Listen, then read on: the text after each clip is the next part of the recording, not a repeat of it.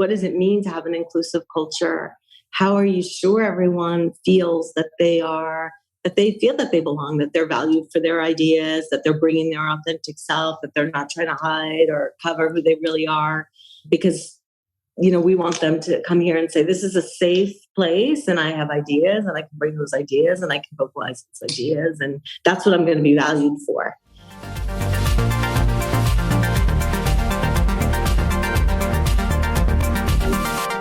Hi everyone, welcome back to the HR Leaders Podcast. On today's episode, I'm joined by Claudine Gallagher, who's a Chief HR Officer for Corporate and Institutional Banking Americas at BNP Paribas. During the episode, Claudine discusses how BNP Paribas are putting diversity and inclusion at the heart of corporate culture and how they're maximizing early career talent programs, and also her top piece of advice for executives and moving into the role of CHRO for the first time. As always, before we jump into the video, make sure you hit the subscribe button, turn on the notification bell, and follow on your favorite podcast platform. With that being said, let's jump in. Welcome to the show, Claudine. How are you? I'm good, Chris. Thanks for having me. How are you? I'm good. How's the new year treating you so far? How many days in are we? 11 I don't know. I've something? lost track, to be honest. I was like, we're halfway, I think, something like that. I don't know. I feel like, was there a new year? It's busy, but it's good. It's busy, but it's good. Yeah. Did you actually get time? Did you actually manage to take a break at least during the New Year's? I did something that I never did this holiday season. I celebrated it just with my husband. We have 4 girls, but they're all adults. So we celebrated it, just the 2 of us, in a family cottage in the Adirondacks. Oh, nice. Under about 5 feet of snow. So the 2 of us. And you couldn't go anywhere anyway. Even if you wanted to, you couldn't go anywhere. No, we couldn't. You're snowed in. Really nice. That must have been really cool. Well, now I know who to call, by the way. I've got a daughter who's 4 years old. So if I need advice, I'm calling you. You've got 4. Yeah. So I can barely deal with 1. So I don't know how you manage with 4. You'll get through. You'll get through. Or your husband's clearly outnumbered in the house as well. Yes, but he grew up with 6 sisters. Oh, so wow. It's an old hat for him, yeah. Really? He's used to it. He was like, not again. As well. Well, tell everyone a little bit more about you and your role from where you started your career to where we are now. All right. So, right now I'm the CHRO for our investment banking business, our wholesale business in the Americas. I've been the CHRO for 2 years now. Actually, January 3rd was my 2-year anniversary. Congrats. But the whole rest of my career was really in operational services, the custody business, post-trade services, always in the business line versus, supporting our own entities. And I've done that really my whole career. And I've only worked at 2 firms. I've worked at 2 firms twice. Really? JP Morgan and BNP Paribas. So nice. I've had return hirings at both of those firms. And I've been very lucky because even within operational services, I've been able to do many, many different jobs on the client side, sales side, running operations teams, then ultimately running P&Ls. Yeah. And then here at BNP in the Americas for 8 years, I ran the Americas P&L for our security services business. Wow. Which is a great business line, super, super fun, really interesting. No 2 days look alike. Great team. And it was really a build over those 8 years. It was a fabulous experience. And then I thought, well, it's time to do something else. And we had unexpectedly an opening in our CHRO role. That my predecessor had resigned. And I thought, this is something that I had always thought would like to try and wanted to do. In hindsight, I don't think I understood what it meant. We can get into that. Yeah, we can talk about that. Yeah. Yep. So, I threw my hat in the ring and went through the process and, ultimately, nice. The management team gave me the job. So here I am. That makes sense though. Because whenever I think of people, because I knew you made this transition, later in your career into HR, and given your story, it makes sense because you're a part of organizations who allow employees to have multiple careers in the same business. Because I was going to ask you, why you stayed for so long, but you answered the question already. You had multiple careers, which yeah, I really did. I mean, even though it was in kind of one division, yeah, I was really able to see so many facets. I was really lucky. I mean, and part of that was why I wanted to switch to HR, because I felt that over the course of my career, a lot of people gave me a lot of chances to do and see different things, gave me new opportunities. And many times, opportunities I didn't ask for or I didn't think that I was capable of. And I really had, some great bosses who believed in me. And I thought, I would love kind of as I get to kind of the, maybe the last, 10 years, I would really like to focus on how can we be sure we're doing that more in a more industrialized way for all of our employees. And, is there some way for me to give back? Yeah. Right. Well, we're staying in the firm. So what was your expectations of what HR was before and what are they now? Having lived it and breathed it for nearly 2 years or for 2 years. So an experienced CHRO who is a great colleague and I consider kind of a friend to me, who runs our UK HR, said to me, like in the first couple of days when I took the role, did you think HR was tea and sympathy? She's in the UK. So just the way she said it was super funny. But that stuck with me because I think very naively I did think, right? I did totally think that was going to be, not all of it, but I thought a lot of it was that's great. But, it's an amazing domain because I don't think people understand how operationally diverse it is. Like all of the HR behind the scenes of HR is quite a factory. And I say that not, I ran factories. I was in operational services all my career. So I say that actually as a compliment. It's extremely operational and complex. I didn't really understand probably all of the legal regulatory elements to HR, which are also vast. So you kind of got to rely on your team pretty heavily for those parts. Absolutely. Especially when you're dealing with multiple countries, multiple regions, multiple languages, and then just the domain expertise, right? Between, a learning specialist, talent development, career management, the HRBPs, the whole compensation function in and of itself. I mean, it's incredibly complex. So these are really specialists. And I think I was like, wow, I've run teams. I've promoted great people. I've hired great people. I can do HR, right? Wow. You jumped in the deep end, yeah. I always hear the same thing. I spoke to one of the new CHROs over at Shell that I interviewed. He was its supply chain director, and now he's the CHRO over at Shell. And he's a similar story. He's like, so much to learn, so many things. Like the perception of what it means to be a CHRO, 99% is the opposite of what people really think it is when you get in the seat. I'm lucky, obviously. I've never done the role, but I speak to people like yourself every day, so I kind of get an understanding of what happens day in, day out. So I know at the moment a big focus for you is working on your workforce diversity and belonging agenda as something super important. Could you kind of share some of the work that you're doing in that area? Yeah. That also is a very vast topic. I think we talked about diversity and inclusion and equity or belonging, but it's really very diverse because they're all different parts of it. First of all, the head of DE&I in our organization today reports to me, but it's much more than workforce. And really, when we look at the agenda, we say, okay, there's a pillar of it that's workforce. There's a pillar of it that it has to be supplier diversity. And there's a pillar of it that has to be kind of philanthropic and outreach to the community. And are we sure that are we making sure that the philanthropy team and the D&I agenda are kind of converging in terms of focus. But if we look specifically at even workforce, we're definitely looking at representation.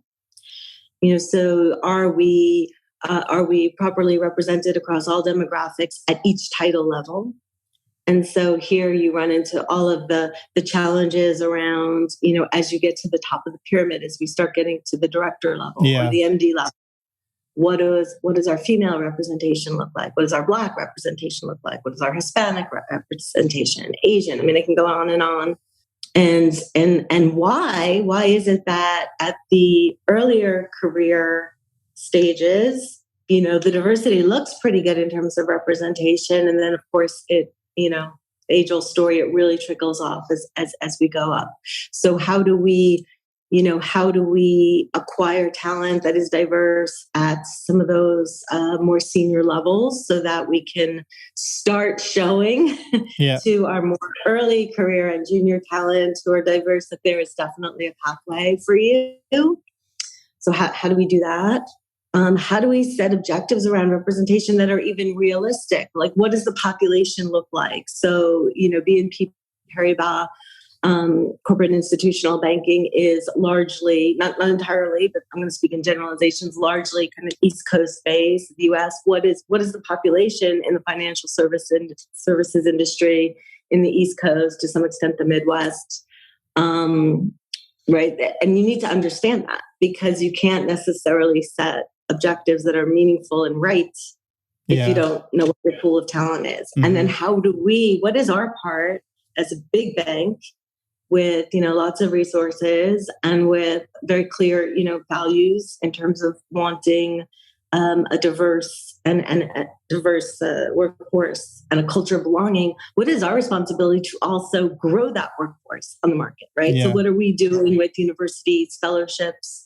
How do we attract, early career talent, diverse early career talent into this industry, right? Because we know, there's some of the folks graduating universities aren't maybe so interested in banks anymore as they were in kind of like when I was graduating, right, back in the 90s. So it's changed a lot. You're right. It really has changed, and what banking means has changed, albeit for the better. But how are we ensuring that we're also sourcing that talent from university and at kind of every stage, even in lateral hiring? So there's the whole representation piece. There's the whole belonging piece. What does it mean to have an inclusive culture? How are you sure everyone feels that they feel that they belong, that they're valued for their ideas, that they're bringing their authentic self, that they're not trying to hide or cover who they really are? Because we want them to come here and say, this is a safe place and I have ideas and I can bring those ideas and I can vocalize those ideas, and that's what I'm going to be valued for. So it's complex, right? It starts, where does it start and end? Actually, I don't think it starts and ends. I think there's a loop between... it's a never ending. Yeah. It's never ending, right? Between acquiring the talent, making sure that hiring managers are very and kind of tuned in to alternate sources of talent, making sure hiring managers, are willing and able, that we enable them to bring folks in, that where there's an expectation, you're going to have to train people. We're not going to bring, not everybody can be, ready ready to hit the desk running. So that it's just complex. And once we have the talent in house, how do we ensure that there is that sense of safety and belonging from the manager, all the way up through kind of the tone at the top, right? And all of the kind of extracurriculars and things that make up our culture, like our employee resource groups. It's just a few things then. Yeah. I know something, speaking to your team, that one of the practical things you're doing is you kind of defined and looked at the benefits and the investments there through a DEI lens. Could you share some examples of the things you're doing? Because I think they're great. Yeah, thanks. What we were trying to do is really do a full benchmarking of all the benefits we have today. I mean, the firm is known to have very good benefits in terms of welfare benefits, health benefits, dental, vision, things of that nature. But what I really wanted to do was kind of modernize it in terms of the way we're applying, or the way we would define eligibility. And so it can be simple things like, how do you define a family? Families don't look maybe the way they were defined in benefit plans, of course, even 10 years ago, right? But certainly not, decades ago. So how do we look at family? How do we look at family building? How are we defining, who's eligible for certain things? And so I think it's really important that we look at families as being, single parents, same-sex parents, transgender parents.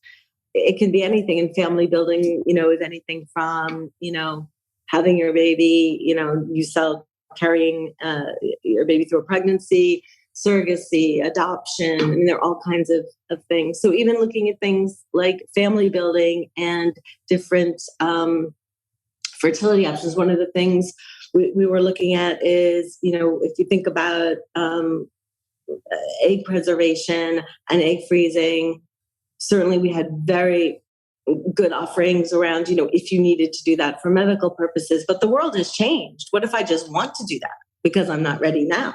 And you want to pursue your career. Right.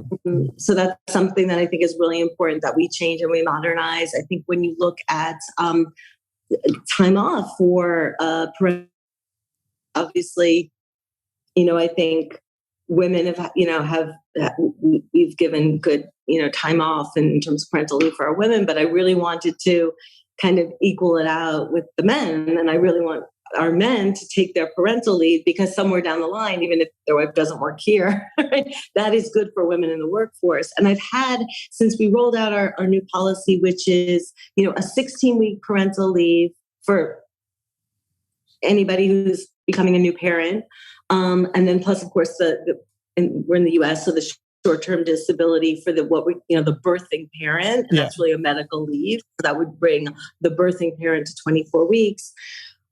We've had a lot of feedback from men saying, thank you. Like, you don't know how much it's been meaningful to have those 16 weeks, one to bond with the child, to help my wife, to either we did it together or, they stack them back to back. And it gives you a nice period of time where you're not worrying about childcare, having to come back to work. It's so important, right? The next phase it's really meaningful. And I think the next phase of that is now, how do we create some programs within the bank to help the parent who has been either man or woman who has been on the parental leave?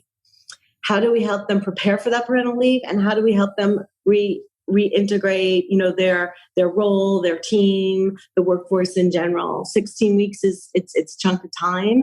And your life has completely changed in that time, right? Even if you're not a first-time parent, as you said before, you have one, but going from 1 to 2 to 3, it's different every time. Yeah. And so, you went away, one person, and 16 weeks are coming back, and it's different. Your life is different. So how do we kind of help you kind of have those conversations with your managers, set expectation? And there's no one way to look at it, because I know some people have come back and said, my manager was saying, look, I know this is like, your life's changed and you're going to be really busy. So, I'm not going to give you all those projects anymore.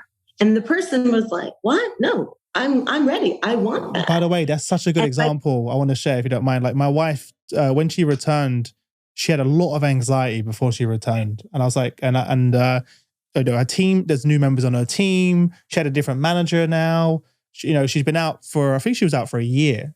She took a year out with Robin, and we were fortunate enough to be able to do that. And I didn't really think about that until I could see really how it affected her.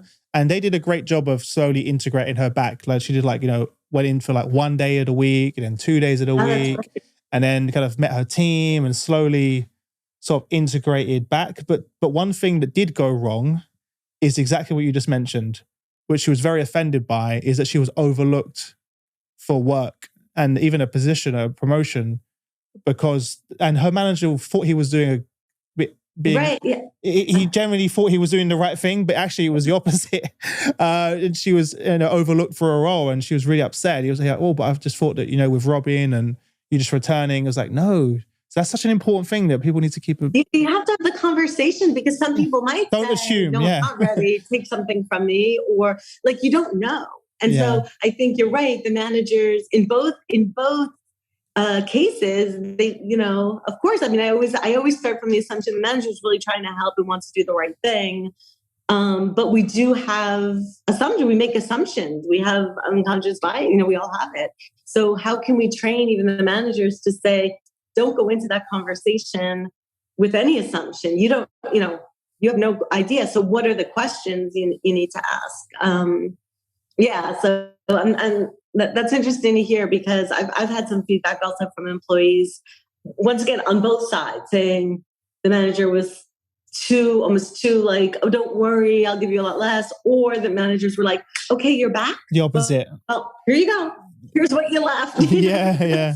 So it's a fine. I think every manager and leader, I can definitely put my hand up, have got that wrong, and now I kind of just learn not to assume anything, because it only takes a second to ask the question. Just takes, just ask, it doesn't take long just to ask the question. But I think sometimes people are like, how do I ask the question, right? Like I think that's what I've heard also, that I think sometimes people just don't know how to ask it in a way that's neutral, not that's showing I care, and I'm open to either answer. So I think we just have to all be bolder about having those kind of discussions. Yeah. I think the way I look at it is what if I don't ask the question? It's a lot, talking about being scary to ask a question is the opposite can happen. So, because I've experienced the opposite, I'm like, no. That's a great point. I'm going to ask the question now. I've been burned before. I've made a mistake before, and let me never assume anything as well. And that's not just in this example. That's a great point. That's in every example. What if I don't ask the question? Yeah, what if I don't ask the question?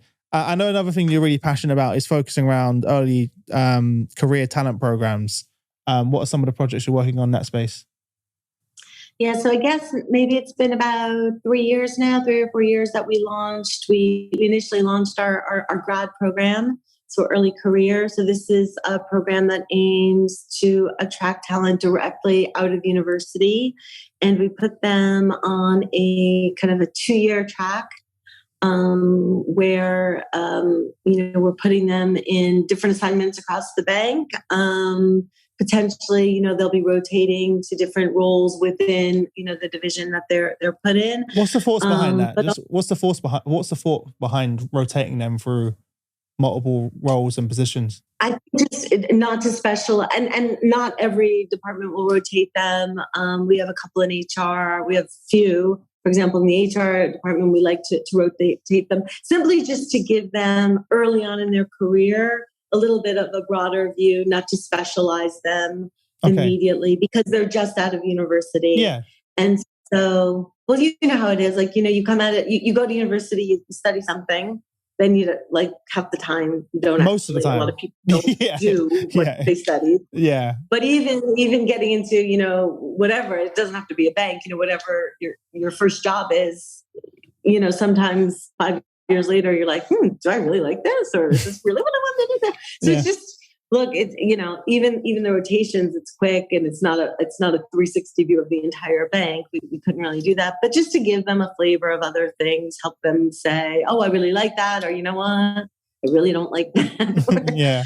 So that's the thought behind rotating. To the extent we can. It's not always easy because these are real jobs. Like, this is not a 2-year program where. That's what it says. 2 years. That's what I mean. It's it's a long time. So how long is in each? How long until you rotate? How big are these stretches? It really depends on the business line. It really depends on the business line and the function that they're in.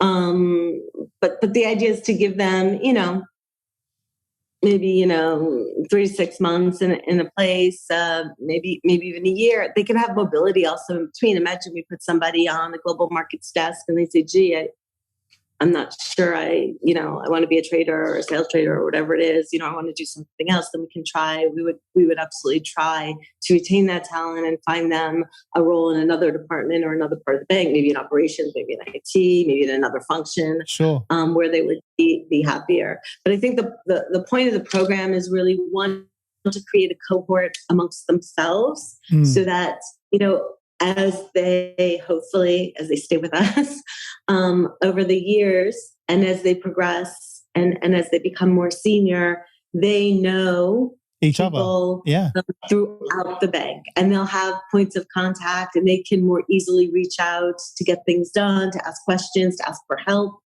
And so it's one way, I feel, over time of making a very big organization feel smaller.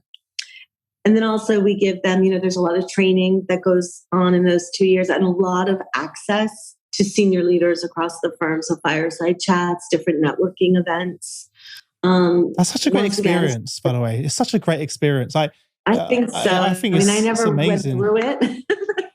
But it kind of goes to the culture already that you have as an organization where, like yourself, you've had multiple careers in the business.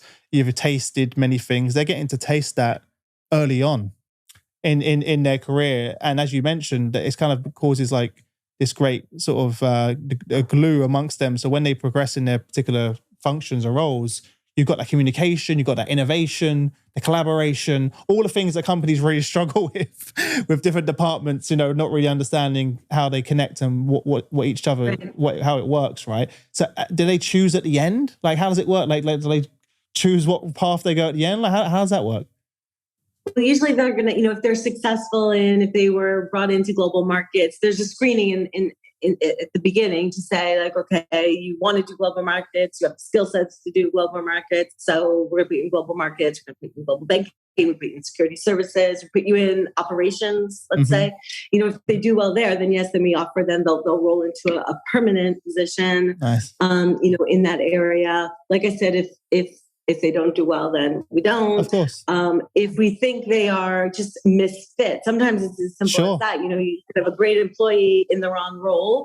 And so then we're going to try and work with them to see where they would be, better suited, where they would be happier, where they can shine, right? Because it's all about fit. In a big organization like this, it's not really, I'm good, I'm bad. It's there's so many roles. I have thousands of roles here. So what is the role that's going to be where I can shine? Or what is the role that I'm really interested in, where I really want to develop myself and make that investment. So but I think you're right. It hopefully over time in the long term, you will see those connections. And I like that you said glue, because really that is, and that could be, the glue that makes us a little bit more efficient, that makes a little bit more collaborative, and hopefully build some loyalty. If you feel good when you come in the morning, at least you think twice about leaving, right? I mean, if I'm miserable, the harder it is as well. Like when I left my company, I was there for 10 years. The hardest thing for me leaving wasn't even my job. It was leaving all the friends and all of the relationships that I'd built.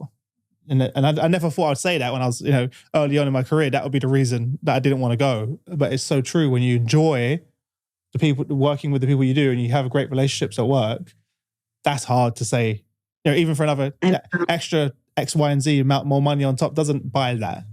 I can go over to this. I can go over to this other company and get X amount more. But is it really going to impact my life significantly? And what am I leaving behind? Just out of interest, what percentage make it through those 2 years of the cohort? A pretty high percentage. I mean, a pretty high percentage, over 90% are going to make it through, because I think there's a good selection process in the first place at the beginning. Yeah. And once again, we're really careful about putting people where they want to be, where they have skill sets for. They have dedicated HR business partners who are there for them through that time, who meet with them regularly. They do career meetings. They do stay interviews to say, do you plan to stay? Yeah, exactly. I can't believe in this day and age, like when I started in my first, like you didn't have this type of support. You didn't have this, you just didn't, not even anything you've just said. You're kind of like, I was sat at a desk and here's your role, good luck, get on with it, and now they've got the development, they've got the stay interviews, they've got the different business partners they can work with, they've got opportunities to work with different departments, they've got each other. A subset of them usually. We have, the grad program board, and it's a subset of them, and they come together kind of as their own little, executive team, and they're going to propose to HR things that they want to do around their learning and development, around their networking, potentially, throughout the firm, events that they may want to do within their own cohorts or within all the people or the alums of, the grad program. So they can also have exchanges, kind of understand, the experiences that some of their peers are having, or, peer networking and peer mentoring, because they each have different experiences and they can help each other navigate certain experiences. Then there's a lot of... That's cool. That's really cool to hear about it. It's very cool. I bet they got their own little Teams group, little Slack group. I'm sure they do. They're a little... for each other. Another thing I'm sure you can't really get away from is culture. What does it mean to work at BNP Paribas? What is it? How have you navigated that? Because culture's not stagnant; it's ever moving, ever evolving, as well. So I'd love to hear about kind of your thoughts in that area. Yeah, I mean, and here again, I think if you talk about employee engagement and employee culture and employee, retention and engagement, it also comes down to, I work in a firm that kind of like, I espouse the values, I espouse the culture, I feel good here. So, I think when we look at culture, I think we have a very strong tone at the top around what it means to be focused on our day-to-day, looking at our collaboration, making sure that we are, collaborative within our teams, but also across silos, across business lines, across region, that we are, we have a view of our client, that we are focused on the long term with our clients, that everything we do, we have in mind that ultimately there's a client at the end of it. We're all here for our clients. Yeah. What are we doing for them? How are we supporting their long-term goals and visions? And that we take kind of that long-term approach to clients. I think really for us here, for me, it's really also in terms of not just collaboration, but really focusing on how are we demonstrating this is a safe place? This is a place where everybody belongs. And I think that comes back to giving opportunity, forums to exchange, having opportunities to vocalize things, making sure we're communicating so that we really have, I would say, I would bucket all of that in the third piece, which is really our leadership and being an enterprise leader. So you lead your team. I lead HR, that's fine, but I should have a broader view of the firm, what we're trying to do, what are all the business lines objectives, because ultimately my goal is to be a strategic enabler for them. And how are people in global markets looking at what security services want to do, and how can they help that agenda, maybe with a client, maybe make an introduction to a client, maybe go on a pitch with the client, maybe combine products across different business lines to create full solutions. When you look at your teams and your staff, how do I have that enterprise leadership also? In other words, I have somebody in my team, they really want to go do, I don't know, the real example. I have somebody in my team in HR who really wants to go into the cyber world. I have another person who really wants to go into the data analysis world. She's studying to do that. How am I fostering that? Or am I kind of saying, no, you have to stay with me in HR, in which case she's going to... You want to be a talent enablers, right? You're not, you don't want to be a talent hoarder. Yes.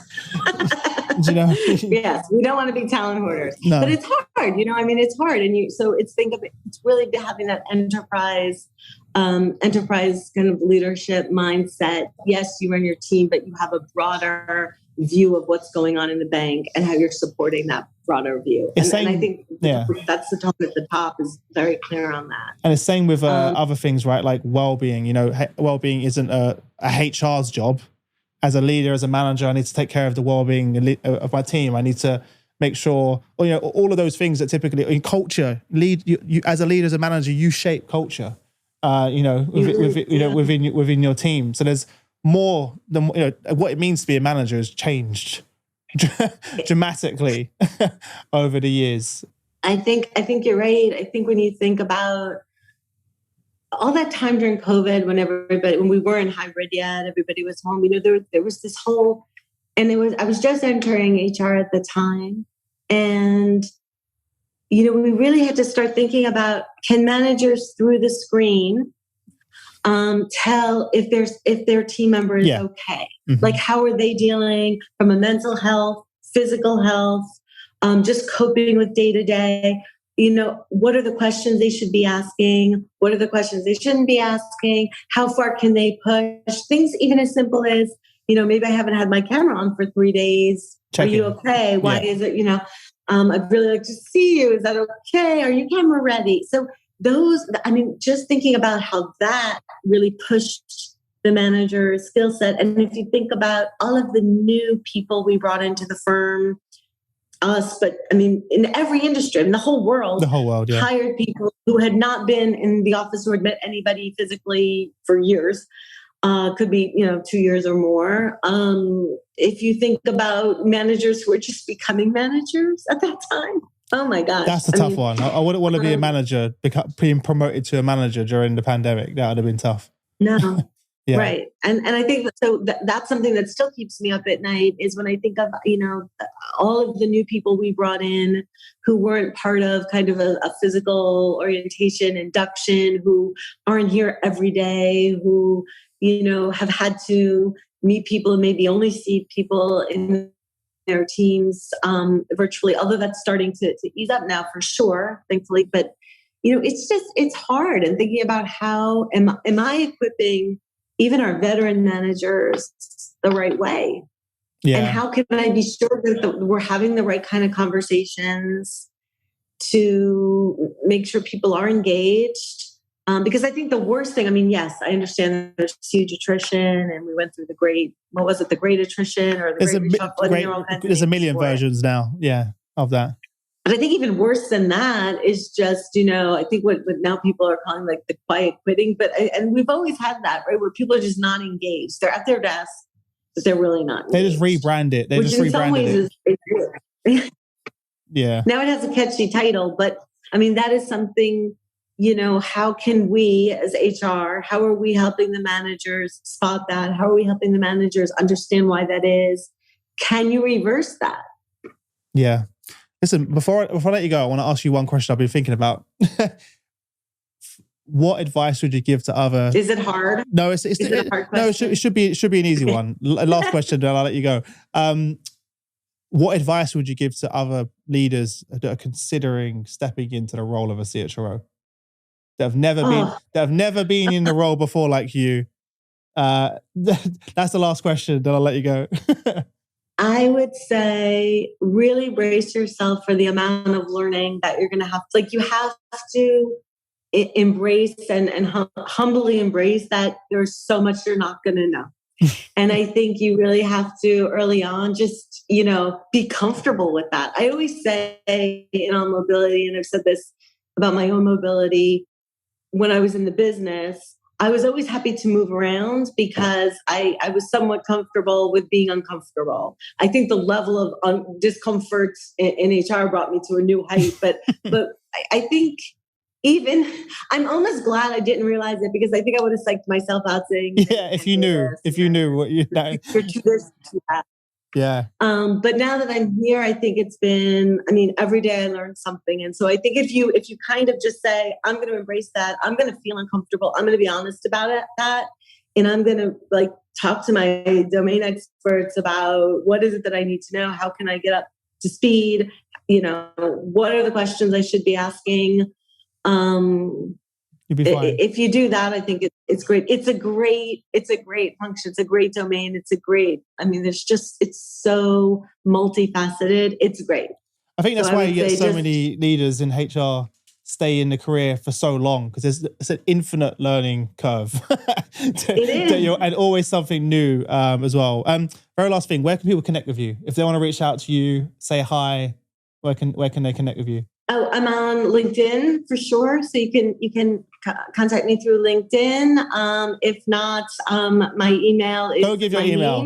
Don't give your email because because you're gonna get way too many emails. Otherwise, I don't want to be to blame about how many emails you get. But then through LinkedIn. Let's stick to LinkedIn. Yeah, no worries. Well, look, listen. I appreciate you coming on. Really happy for you. I can see, I can feel and see the energy. And hear the energy coming from you, and I'm happy that you found your place in HR. And I wish you all the best with everything to come. I hope we get to talk again soon. You're also a wealth of knowledge.